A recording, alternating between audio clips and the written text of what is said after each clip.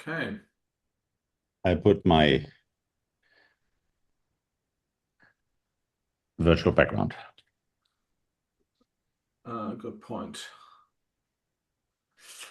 All right, we are live right now. The first people are coming in. Welcome, everybody. It's still 3 minutes before 1 o'clock here in Germany, Hamburg. So we'll give it a few more minutes.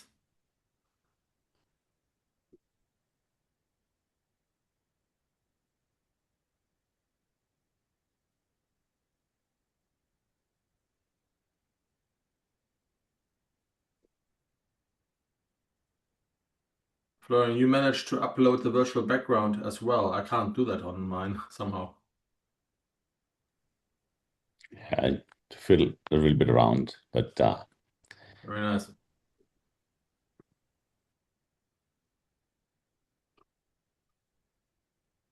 Well, I'll keep it like this. All right, we got the first 20 or 30 or so joining in. Hello, everybody. Welcome to this last quarterly funding update.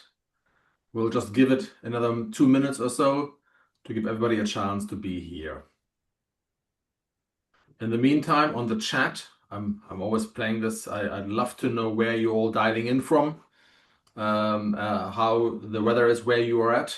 Maybe you have some luck and it's a little bit more sunny and nicer than here in Northern Europe. So I'd love to hear how you're doing, where you're dialing in from, and maybe if this is your first quarterly funding briefing or whether you are a repeat offender.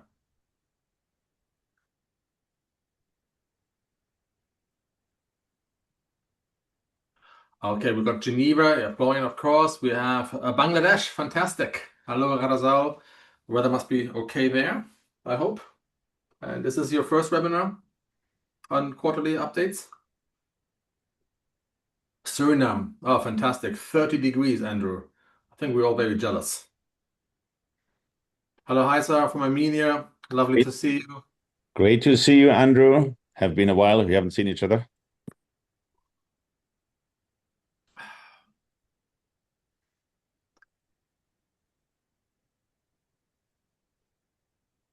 Hamburg, Germany here.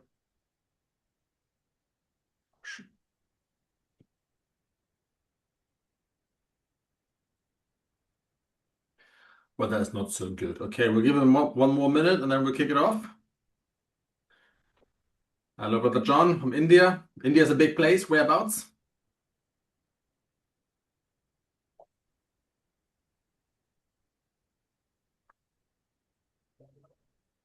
Eliza, nice to see you. Hello from Vienna, favorite city in the world. And we have Zambia in there as well. I think we now have all continents. Nigeria with 27 degrees, Ethiopia. Hello, Alam. James, yes, you have. I think you've been in the previous webinars before from Abuja. Abuja in Nigeria again. It's great here. So we've got West Africa, East Africa, India, Latin America, Sheffield in the UK. Lebanon, there's the Middle East. Rana, thank you very much for saving us. Someone from the Middle East as well. Chris, who is sharing the screen because it should be on presentation mode. We are going on presentation mode momentarily. I just want to show my face once and say hello to everybody. You'll be rid of my face very soon. Don't worry, friend.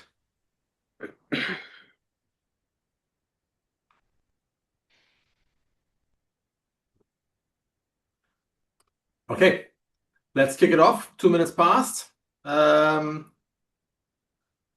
Welcome everybody to the last quarterly funding update. Obviously, we are now looking into a briefing into 2026. And we are making a quick start because we've got a lot to cover. Today, we are covering a brief introduction of us and the speakers, then a general update, a look into a few agencies, a look at AI and alternatives into grant fundraising, and then some opportunities for everybody here as well. A few housekeeping rules. You always help us a lot by putting questions into the Q&A box, not in the general commentary, because I'm finding it impossible to view it from the chat system. So please put it into the Q&A. This webinar is recorded. My colleague Jonathan will share this around with you probably tomorrow. So you don't need to take frantic notes. And we also attached to that a 2026 funding cheat sheet that you hopefully find useful. Right. Quickly about us, and then we go to the speakers. We are, as many of you know who joined us before, Amazon International is a social enterprise, and our mission here is to build non-profit organizations by securing funding, develop smarter strategies, building higher performing organizations overall. And we do this with basically securing funding, advice, and providing training, as you see in the picture above on one of our many courses we're running all over the world. Many of our services are subsidized, and we are continuing our mission of making them actually cheaper and more affordable. I'm joined here today by my colleagues Tony Ann and Florian, who will introduce themselves in a minute. My name is Chris. I'm the managing director and founder of Amazon International, where I work with a lot of NGOs and impact organizations, UN agencies, and increasingly philanthropists and impact investors on widening the funding channel and building better organizations overall. And because it's always ladies first, Tony Ann, would you like to introduce yourself first? Yes. Hi, everyone. I'm Tony Ann. I'm a consultant at MZN International, which means I'm a manager. I do many different things on a daily basis, but like Chris said, it all boils down to helping different organizations interested in doing good globally to do their best in what they do. Nicely summarized. Yeah. And I'm also joined by my colleague Florian here today. Florian, over to you. Yes, great pleasure. So my name is Florian. I'm based in Geneva, and I'm active in the impact investing world, which is the space next to the non-for-profit. But we're really looking into innovative finance, and in today's world specifically, as we're navigating from non-for-profit to for-profit and vice versa. So that's the part where I've done a lot on different innovative finance structures, impact investing structures, and also I've done a lot on fundraising myself. So I'm glad to be here, and I'm looking forward to you, Chris, and Tony Ann, to guide us through hopefully a valuable time together. I'm sure we'll make it work somehow, indeed. Good. The funding update here is one of our most popular webinars we have. As I said, it is being recorded and you're being shared. We are aiming to provide you a brief as possible overview about what's the next quarter, that will be 2026, will bring. It's a very pragmatic one. By the design, by the very nature of this one, we obviously need to keep it pretty short. And we do need to move on fairly fast, but do record all questions. I personally find the questions are the most useful of these webinars, so please put them in the Q&A so we get back to them later. There are typically too many questions to answer in the webinar because we do have a limited amount of time, but we will get back to each and every one of you on the questions in the days to come by email if your question hasn't been answered in this particular call or your comment. Right. Diving in straight into the deep end. I'd like to give you a bit of a sort of view of what we see here across the donor area. We are entering into a sort of new normal. I think you all experienced that. The idea is the fact that we are facing radical austerity. That results into a hyper prioritization of the donors. So the era of this funding growth in grants is definitely over. It's been coming to an end for a long time, to be very honest. And I think it's natural that this is coming to an end. So 2026 is going to be even more defined than before by this shrinking pie movement. I think that's something we all have to face.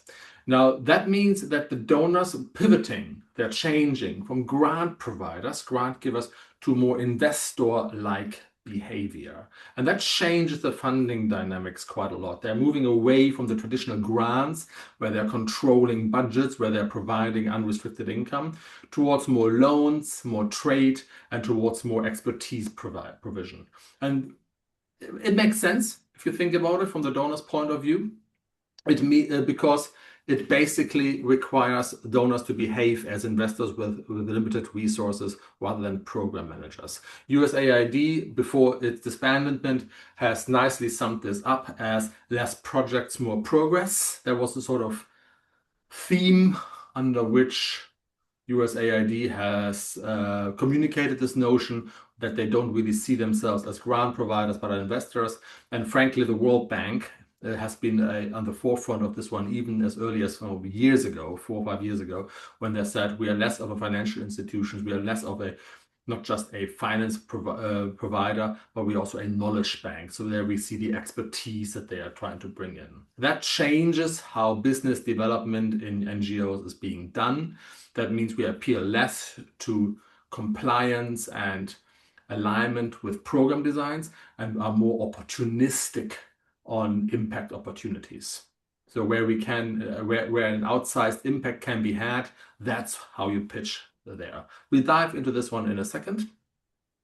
So a lot what was talked about over the last 10 years really, and that's really gathered speed over the last 2-3 years, is the idea of the private sector as a provider of capital. Has been very prevalent at COP30 just a few weeks ago. It's been for years where the private sector can step in and be a donor and a funder of choice. Now that pancreas, that will be tested next year really. At Amsterdam and at Human Planet, we've always said that the private sector isn't a replacement of the lost grants because they behave very differently, but the private sector is the only viable route to scaled finance. And that remains a truth, and how that will play out, we will see over 2026. What is beyond testing, what is beyond doubt right now, is that an organization that doesn't have a funding route or a way to engage the private sector, particularly the investor side, is probably very limited in its ability to grow its funding in 2026. And that's why I'm very pleased that Florian is here, because Florian, you spend your life with investors, DFIs, and you're very much in this world all the time. So I'd like to hear from you in a second about what they are thinking. Before you do, here's a bit of a cheat sheet. I've tried to sum this up. Tony Ann will dive into each donor in a minute. And, well, Tony Ann, I think we'll try not to be too pessimistic on this, right? I'll do my best. Do your best, absolutely. But before we dive into that, we have to realize one thing. Most NGOs now need a climate pivot towards climate finance, and that is really the only growing mega sector right now. Climate finance is simply the single largest growing envelope and theme of funding, and it requires a lot of NGOs to reframe their work. So, less, we do health for health's sake, but we do health as inevitable climate shocks were becoming. We do education to strengthen climate adaptation. We work on displacement and refugees as a consequence of the now inevitable climate shocks. So everything needs to be framed through a climate lens. That in and of itself is not massively new. What is new is the fact that the largest fund, the Loss and Damages Fund, that was sort of operationalized this year, will start significant disbursements next year, where countries are hitting their hard limits of adaptation. And I think that is a massively growing fund, as you know. It received more funding pledges in Brazil, and it has not been operational for a couple of years now, or not significantly at least. And it will make larger, by its own admission, larger distributions and grants as well as impact investments in 2026. So here's a new donor for those who haven't had a strategy where you may need to invest some time, research, build connections, or ask us for advice on doing so in order to benefit from funding there. The L&D Fund is a multilateral instrument. It behaves very differently to the UN and other multilateral funds, so do your homework there. Also active are various adaptation and resilient funds, which look more at private sector partnering. So, for example, I left one example in here: solar panels, energy, health. These are the large areas that attract private capital, and that adaptation relies on this interplay between public and philanthropic money on the one side and private funding on the other side. Again, Florian comes in there and how we bridge those gaps. So have a look at initiatives like on various climate and adaptations and resilient funds. One of the best known is ICI, the German climate initiative, that has a very large scale grant cycles. It opens up early again next year. The GCF is also a well-known one, but there's about 20 or so smaller ones that are often less known, and they do work with each other. So again, any new funding strategy, that whether you're in health, education, energy, anything else, or whatever you're in, migration, needs a more pronounced climate finance pivot and needs to look at these two types of funds that I've highlighted. Florian, anything to add on that side before I move to the 5 different sources that we would recommend our NGO partners to shout at in 2026? Yeah, the point is really that as any crisis also bears or any disruption also bears great ground for innovation. Yeah, and the innovation here really is that we all need to look at things. How can we innovate? Traditional models are no longer the same. And that also means even from the investment standpoint also, or from providing, that's a so-called private capital mobilization, which is what we focus on. I mean, specifically on the sister company of MZN International being Human Planet. Yeah. That's where I'm active, and this is where my lens lies. And we see a huge amount of activity of understanding non-for-profit organizations, how to move into the impact investing and innovative finance space. But also we see corporates we work with, institutional investors we work with, to look the other side, how actually to use capital in terms of the intentionality and the additionality, so where capital can be used to trigger change and trigger impact on the ground. And that absolutely needs organizations like all of you participating here, because otherwise the risk would be too high and the money would simply not flow. So that's the additionality we try to solve. And that means also from a funding perspective, you mentioned the blended finance here is absolutely a tool to adjust risk reward return.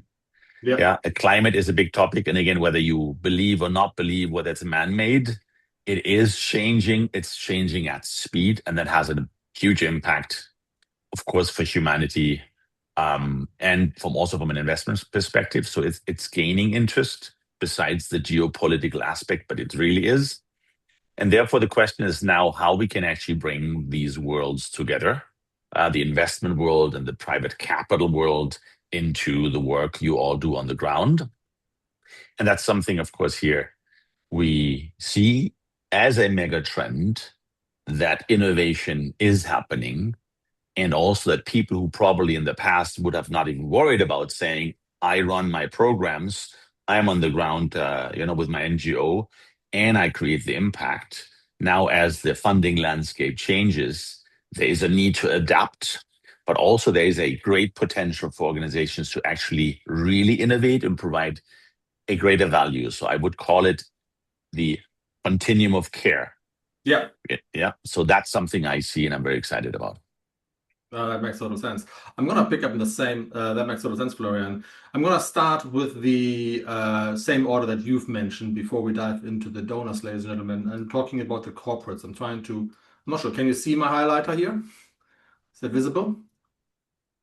No? Okay. Well, yes, it is. Yes, it is. It is? It's in Okay. yellow corporates. Yeah, it's a little small, but sorry.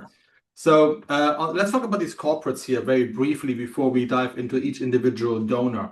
So basically, we work with a lot of corporates right now. In fact, it's probably 50% of the people we work with these days.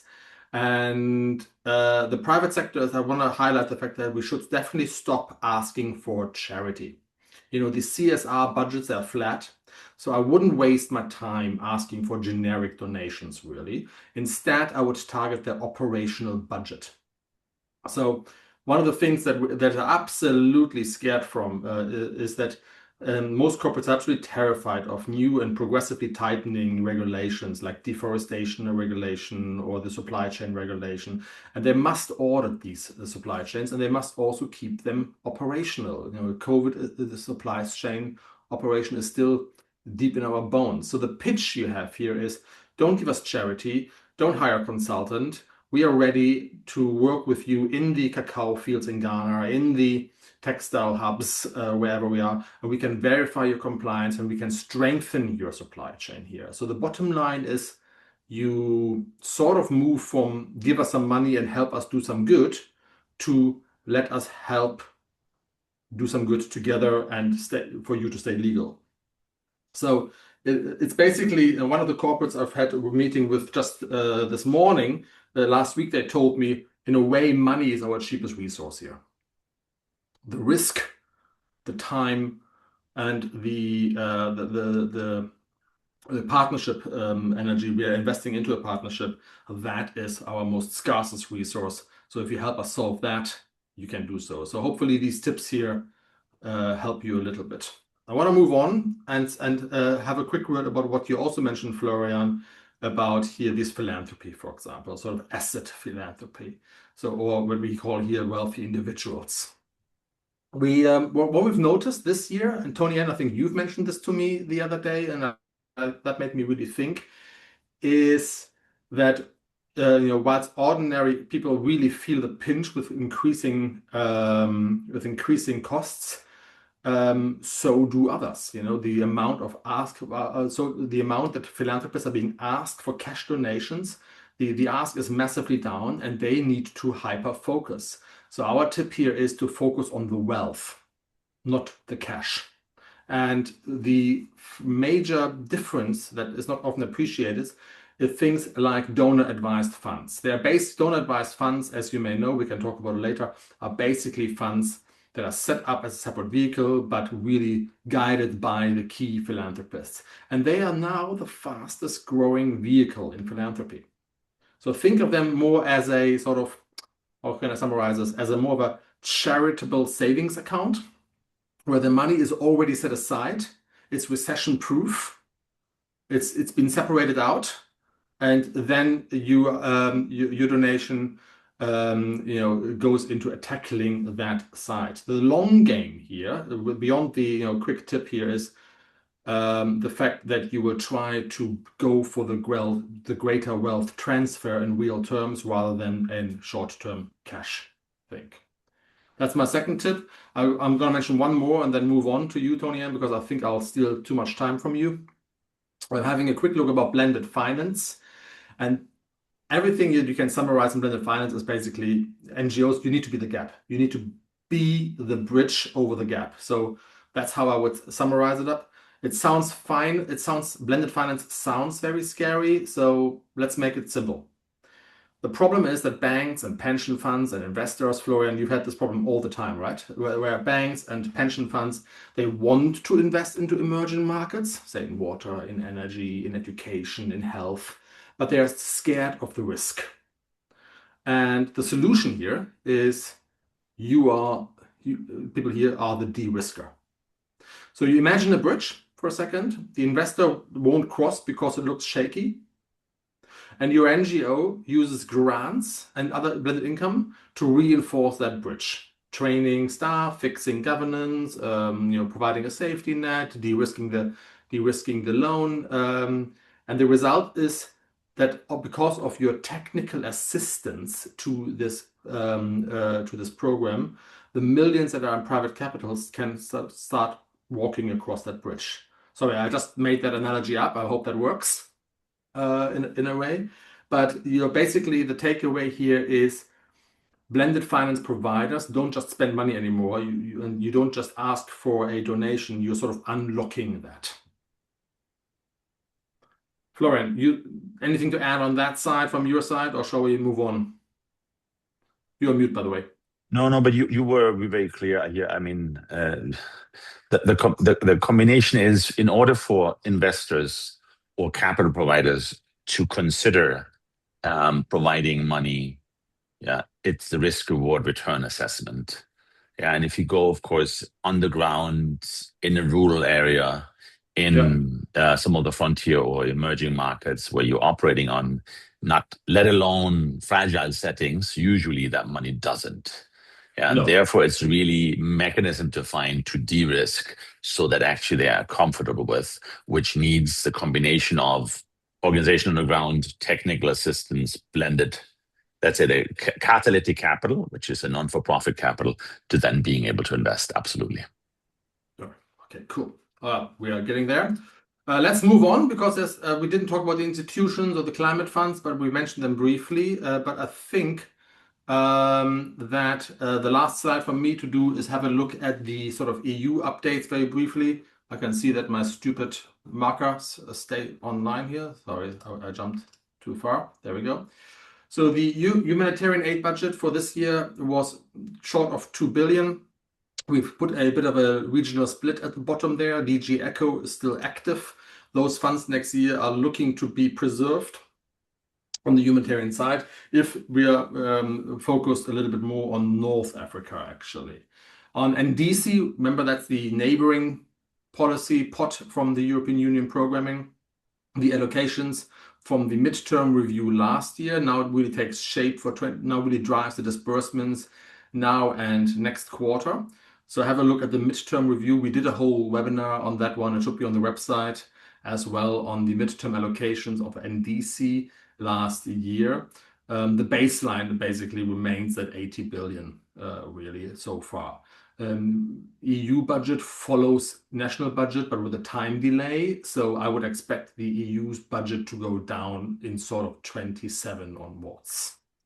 Unsurprisingly, the Ukraine facility in the European Union still remains crowding in. They've actually, interestingly enough, are now up to 50 billion.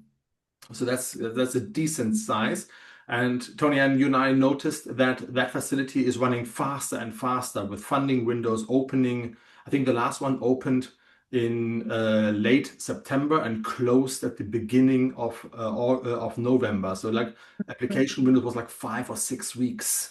And they are purposely doing this to drive uptake of the facility at speed, because they want to deploy monies quicker into the Ukraine. So that's an interesting management technique, where they basically stress out the system in order to deploy money faster. Is that right? Yep. And we're expecting that to continue. And I think, Tony Ann, that's over to you. You're looking at the Germans right now, right? Yeah, my favorite people. Oh yeah, I'm sure. Don't lie. Come on. Well, my husband is German, so he's my favorite person. But okay, you have to say this. You're on the record, you know. All right, so jumping into the German and the European landscape as a whole, what we've noticed is that there have been sustained reductions across both BMZ and the Federal Foreign Office and its grant disbursement packages, and how it plans to continue to do these. This also connects to GIZ, so we can anticipate that when there are reductions to BMZ and the Federal Foreign Office, there will be definitely reductions to GIZ's grants.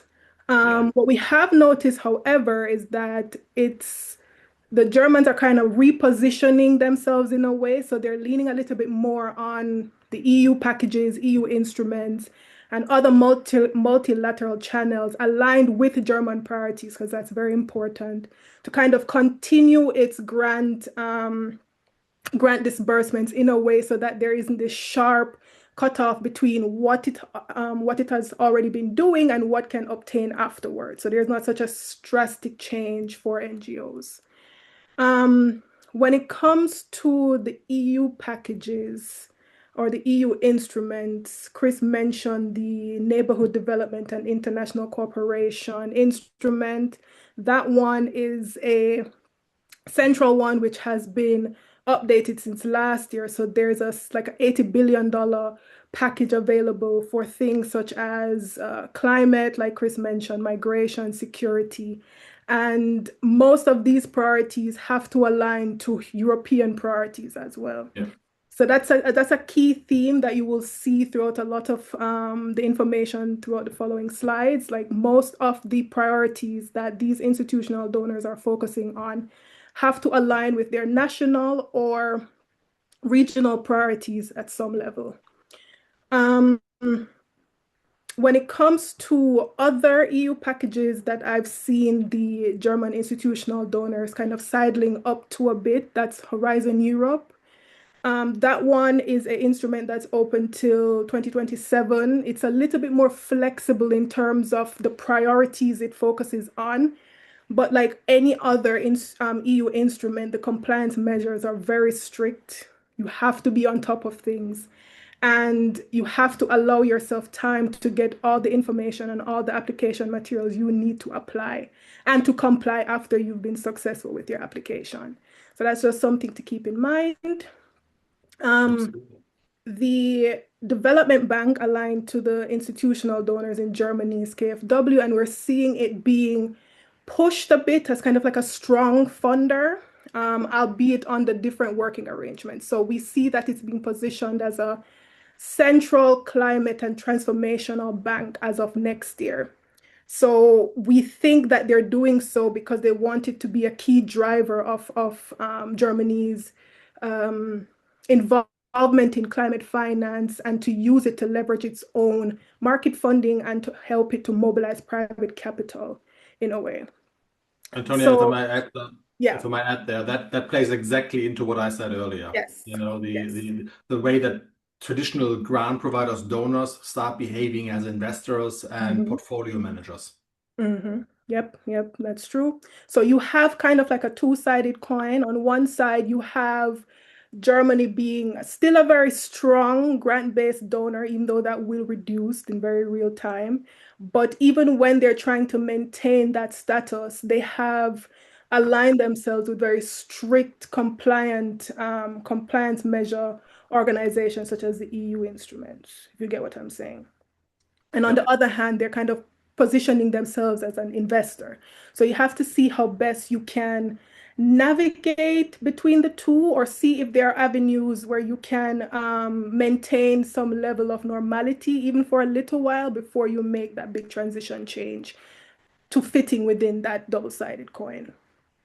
So how do we recommend NGOs to engage with institutional donors in Germany? So first off, treat the grants as scarce, because they are.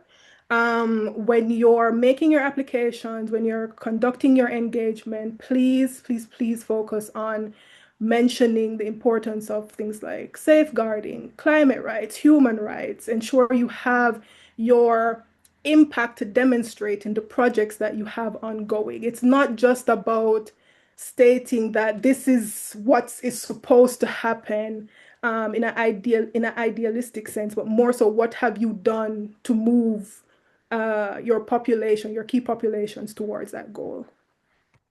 When it comes to the KfW operations, try to focus more, because it's a loan-based donor, so focus more on outcome measurement, safeguards, local implementation, and just to pinpoint a bit some of the geographic areas that it will be focusing on. We have seen they have quite a presence in sub-Saharan Africa and the Middle East and Northern Africa, but just to keep tabs on, their strategy documents, maybe to, see what other types of policy documents or knowledge products they have publicly available, so you can kind of connect the dots to see where they plan to focus and leverage that for your own gain. Tonya, one question. Yeah. If you had to put a number on it in terms of percentage, we've been writing successful proposals to donors for the last 15 years now with our NGO partners all over the world. Yeah. But my impression is that in the last 2 years, the amount of work to do what you just said, you know, to do the reading the thought knowledge notes, to be Yeah. able to align properly, the work has probably increased by, like, I would say Yeah. 15-20% to write the same thing, because it's getting scarcer. Mhm. 15-20% more effort to secure the same finance. Would you align with that, or is that? I would say it's probably even more Oh edging yeah, towards 30% because you have to differentiate yourself from everybody else who's doing what you're doing because the resources are so scarce. So you have to yeah, spend time, spend resources to position yourself differently, whether it's by, I don't know, going to conferences and seeing if you can, interact with these key stakeholders. Maybe it's investing in tools and resources to bring your team up to speed. It's a game where you have to do things differently to achieve the same results. So I would push it more towards 30%, actually. It's very hard out there. right. So okay, no, interesting. Okay, well, or not interesting, but rather, so even more efforts to go in Yeah. to get the same money out. Yeah. Cool. Okay. Moving on. Yes, next slide, please. Moving on. There we go. So for the US and the UK, we already know that USAID is no more, and the UK is rapidly scaling back as well. So you have a figure there that shows that the UK is cutting its budget, its aid budget, to 0.3% of its GDP within the next year or two. And there are ways that you can work around this, which I will go into a bit later in this slide. But essentially, what I would like to focus on is the fact that these aren't the most viable sources of funding moving forward. You can see on the slide here that we're recommending a shift away from these two donors to more EU, German, even the Nordics, as well as KfW, as more reliable sources of funding. When it comes to those caveats or workarounds that I mentioned a little bit earlier, for the US, we can look at maybe prioritizing humanitarian, health, economic support, but even within that, you have to spend quite a bit of time to find what's available out there for you to apply under these thematic areas. And for UK funding, what we have seen is that they have still have a focus on, things related to, displaced populations, refugees, climate again, livelihoods, and governance as key thematic areas. But just to let you know that with the intention of long-term planning in mind, it's not recommended to place too many eggs in these two baskets. Next slide. Perfect. Hang on a second. There we go. Mhm. Oh gosh, the UN agencies. Yes. That's not gonna be happy, right? No, unfortunately, this one is a little bit, it's quite sad. So as you can see, it's facing its own funding crisis as a result of, the collapse of USAID and the reluctance of the Trump administration to see reason. So we see organizations such as World Food Program having to, cut staff, reduce their funding for select thematic areas. OCHA is cutting staff as well. And the UN80 reform, which I'm sure you've seen before, is all about consolidating agencies according to 4 big pillars. And you can see them there. So that's peace and security, humanitarian affairs, sustainable development, and human rights. So when it comes to UN agencies, we would recommend to try to diversify beyond UN grants. And if you are interested in going forward with working with them, because I know they're a big donor for a lot of NGOs, we would recommend to look at how they're positioning through the UN80 and see if you can maybe make consortia for larger bundled contracts, so it would be beneficial across a wider cross-section of NGOs. Yeah, so we will have to wait and see a bit to see how they position. But we anticipate that this is the way they plan to go, and these are sound recommendations that you can take into consideration. Yeah. Next slide, please. And that's Okay, one. so now we're at the slide that's a little more positive. Yeah. So philanthropic funders, and this includes foundations. So while traditional or institutional public funding is shrinking, we have seen philanthropy moving in a different direction, but with an asterisk, because they are moving, they're growing, and they're giving out more, but how they're doing it is similar to what Chris mentioned at the beginning, that they're focusing a lot more on relationship building, impact, and exploring other forms of funding disbursements outside of grants. You will see there that they have a renewed focus on impact investing, and impact investing as a whole has passed about 1.5 trillion US dollars and is growing quickly. MacArthur Foundation, for example, is increasing their payout rates, and collective giving and giving circles are on the rise. So it's more about how NGOs can position themselves either within NGOs, consortia or groups or networks, but also when it comes to philanthropic donors, they're also focusing more on that relationship aspects, building trust, building leverages to drive impact. In addition, we're seeing more unrestricted multi-year grants, but this is also dependent on this whole trust-based philanthropy aspects, building the network, having the connections. Every partner, every person, every organization knows each other, so they can operate in a way where trust is the driving factor. And yeah, we're seeing that foundations are also focusing a lot on climate change, but we also see a renewed focus on justice and just transition and things like democracy, civic spaces, etc. Yeah, so for example, there is a funder called JBP, and it's, targeting bigger democracy, racial and gender justice portfolios, as well as open society foundations, restructuring a bit to fit those thematic areas as well. And our recommendation for how NGOs can position themselves is to target impact-aligned capital and high net worth donors efficiently. So propose flexible funding models with lighter reporting where possible. And I know this is a sore point for a lot of NGOs, but match funding is a big part of having that trust-based philanthropy. So that's something that you'd have to consider as well. Research key trends from foundations that you believe have the most aligned impact to your cause or to your mission, and present your offers in a way where you are seen as a convener of networks rather than a lone implementer.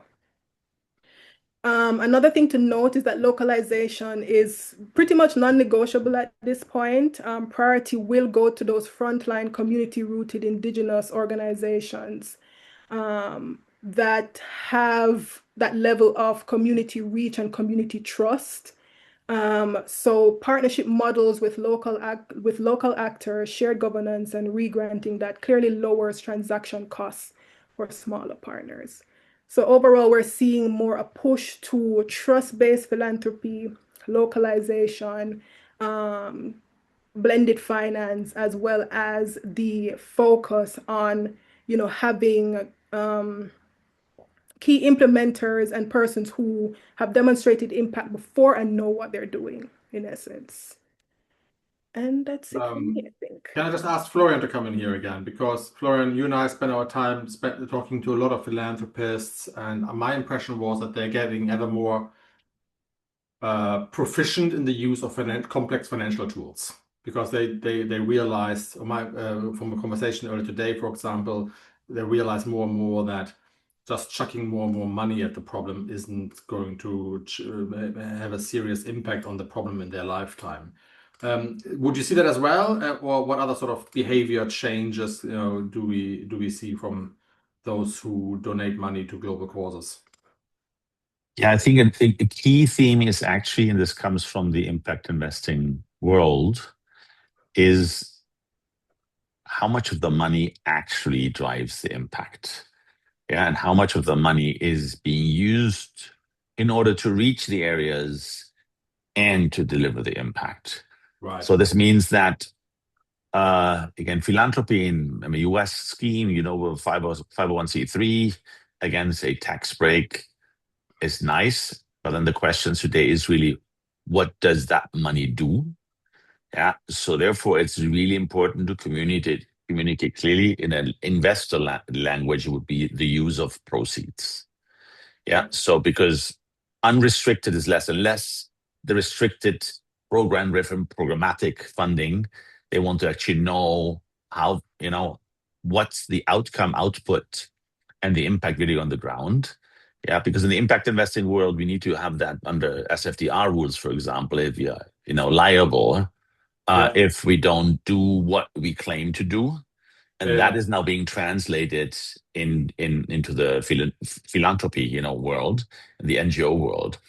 And the beauty of that is actually then that the more granular you can actually convey and measure what is being solved for, where the number of money, so let's say of $100 or 100 euros, out of that, which portion actually, what's the impact that has on a life, on a program, on a person. And that's the part which you need to think through, so that you basically, rather than justifying, you actually build your story on that, saying, we're raising funds for specifically that outcome, rather than a general thematic one. So CO2 offset, for example, or livelihoods. Yeah, it's really the granular part on what that money actually changes and triggers the change. That is a key component. Yeah, I completely agree. So again, overall message is a genuine sophistication increase in how they deploy their money, right? It's no longer a feel-good scheme, I think, but a more professionally driven philanthropic venture. Yeah, I get you nodding. I would add to that I think more and more, the good news is that more and more philanthropists give earlier. I think there's this notion of I'm no longer just making my money over here and spending and donating my money over there.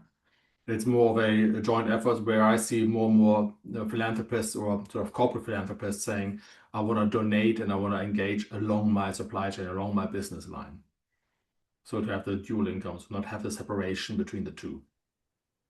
Okay, we're coming to the end, ladies and gentlemen. So what to do? In addition to the tips we gave initially, Tony Ann, thank you very much for the update on the donors. In addition to all that, we need to have a clear idea about what we now do in 2026. And our sort of top tips are these 4 layers down here. So number 1, obviously diversify. So if you're not diversified yet, if you're still relying on one major type of funding, not just a major donor. I mean, if you just rely on one donor, that's very difficult anyway.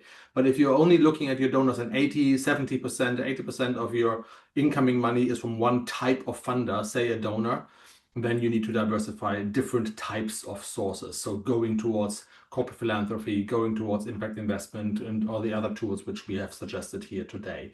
Otherwise, it's going to be very hard to see how your organization will grow or solve the problem you're working on, or you may even face severe financial restrictions.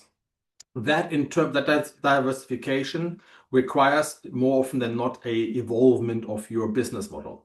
So many NGOs are built for grant attracting and grant management and grant compliance, and we need to adapt that to become the solution provider. In my example earlier, become the bridge to blended finance, outcome-based funding, impact investments, donor-advised funds, and all the instruments which we have mentioned. It will definitely complicate your business model.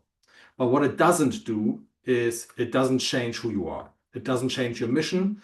You are just attracting funding through various diversified forms. That evolvement and additional complexity in your business model, which is your sort of funding model, basically, can be leveraged partially by AI. So where you embed AI tools for the things that you use to do well. So we have developed a lot of AI this year.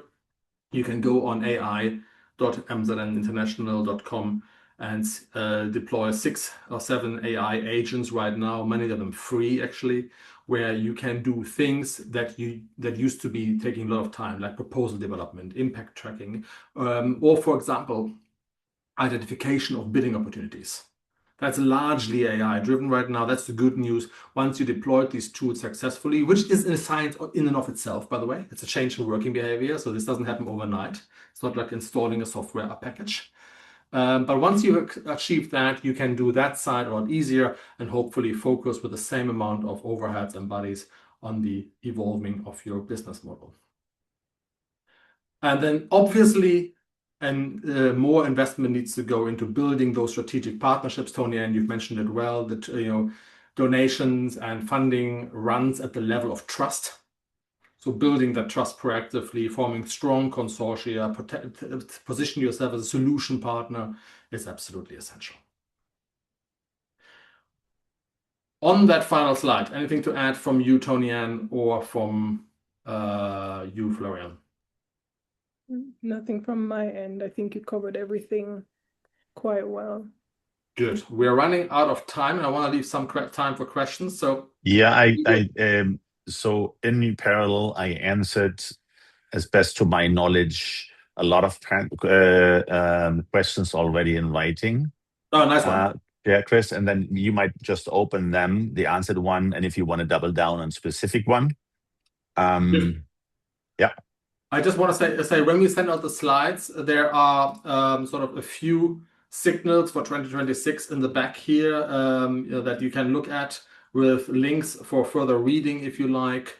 So these are your resources. My colleague John will also send out the 2026 funding sheet for you. So that's additional resources you can look at. You can also follow MZN on the various social media channels and our redesigned website.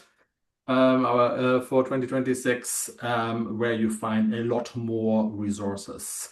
We're going over to the questions right now, we've got another 10-15 minutes for that maximum. But I want to thank you in advance for joining us today and the incredible work you do every day. I keep saying this, that we may enable you to get the funding to run a tighter ship, but ultimately what matters is the people, you who actually do the work on the ground. Because we are going into a very harsh world indeed, full of climate shocks, full of injustice, and a colder world, I dare say. So making sure that civil society balances out the worst of the injustices and continuously works on a more progressive, positive form is absolutely essential. And I hope that with all our heart that MZ International and our sister organization Human Planet can be a assisting hand to you in that endeavor. Good. There are a few training coming up. If you'd like to know more about these, they're on our website as well.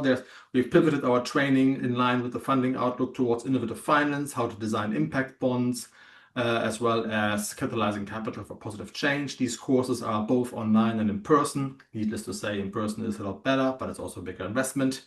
And you find something on the training website for all of your budgets, hopefully, going forward. And I think then we have a few more webinars. The next funding and investor outlook is at the end of January. So there we take a look into the investment world in particular.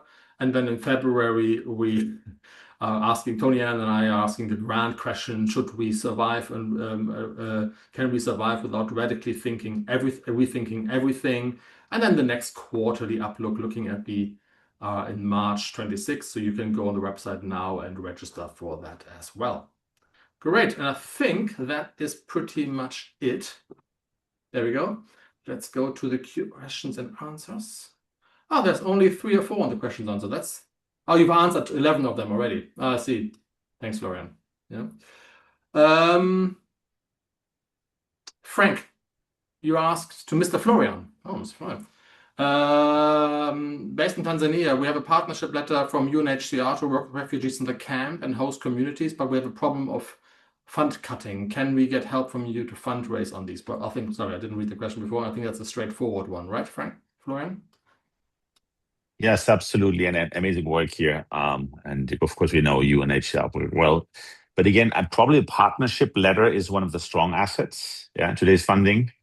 But it should be paired with a well-structured project pipeline, some clear links on the displacement to climate resilience, livelihood, health, so that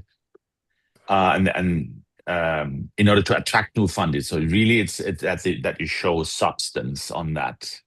But again, this is something we can look in more in detail, Frank, and happy to see if there's a solution we can do that for you. But your work is extremely important. And again, we can also see these refugee camps, and we've done actually also refugee bonds in the past, where we did actually finance of people in the refugee camp also done, and the money came actually back. We did this with IKEA and Foundation and an NGO on the ground that was in the Syria, Lebanon context. But again, these are parts. And if you also understand that a refugee camp usually is like a small city in itself. So there are angles to it for you to position it, which makes it stronger to get funding for it. But again, if you share your little concept note or summary to us, we can have a look at that. Yeah, completely agreed. Then thank you very much, Florian. Eliza asking what thoughts we have on funding going to lower middle income governments directly. Didn't really change. I'd love to hear what Tony Ann is thinking, but from my point of view is governments becoming more and more bilateral as the UN organizations are being trimmed down severely. So what always happened is that part of the funding goes through international NGOs and to international impact organizations and social enterprises, and part of the funding goes to the local government directly. The problem is really the situations where there is no local government to fundamentally fund. So the funding mechanism, for example, into the largest humanitarian crisis, Sudan, for example, is pretty dried out because donors are not set up and the governments are not set up to fund structures that are not either international in nature or governmental in institutes. So there's a lot of thinking happening, at least in Berlin and Frankfurt at the moment. How do we fund directly into civil organizations? We're doing a lot of research on that at the moment, but that is an evolving thinking. Tony, anything to add on that? Yeah, so I am assuming that this question was based on the US administration, the current US administration. I think that it's very on brand, but that doesn't mean that it is something negative for NGOs.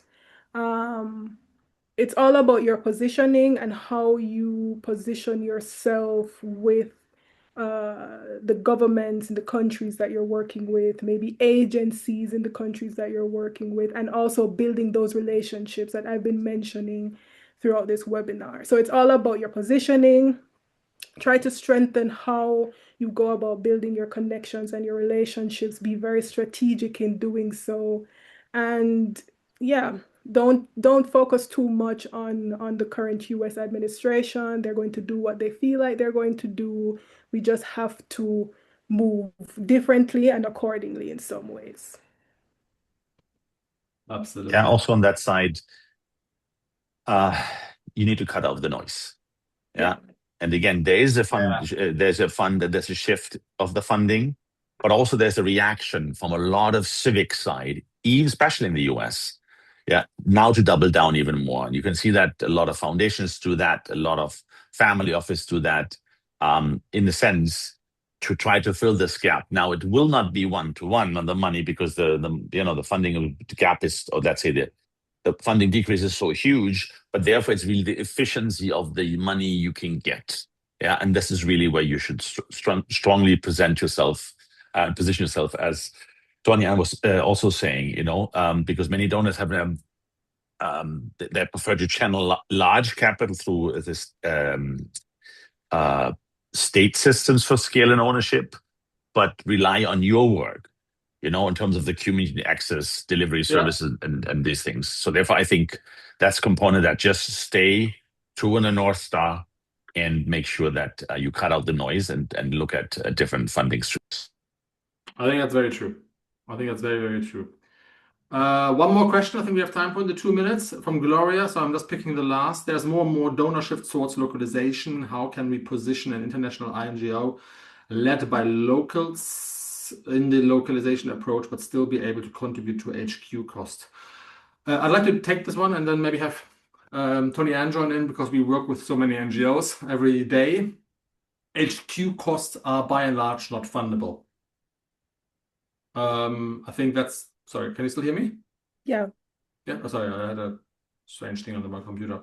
HQ costs are by and large not fundable through projects. From the international donors, you will always get your 7, 8, sometimes even 5, sometimes, if you're very lucky, 15% of overheads. After 15 years, I'm yet to see the NGO that can run on 7% overhead with international offers. So that's not, if your ambition is to fund HQ costs, unrestricted costs, through a conglomeration of projects, that's only possible if you're super lean at HQ and have a super large portfolio of accountable grants. And the two are unlikely, there are some people organized to manage that, but they're likely excluding AIM, because if you have a lot of grants that provide some level of unrestricted income, you also have a lot of compliance, and that increases the HQ costs again. So there is very limited likelihood of there being a point where the amount of unrestricted grants you make from contracts hits the expenses of HQ cost, because the more contracts you're on board, the more the HQ cost will increase. So you need that's what I mean with business model. You need a different business model for your HQ costs, Gloria. Yeah. Happy to talk to you about that, see what we can do there.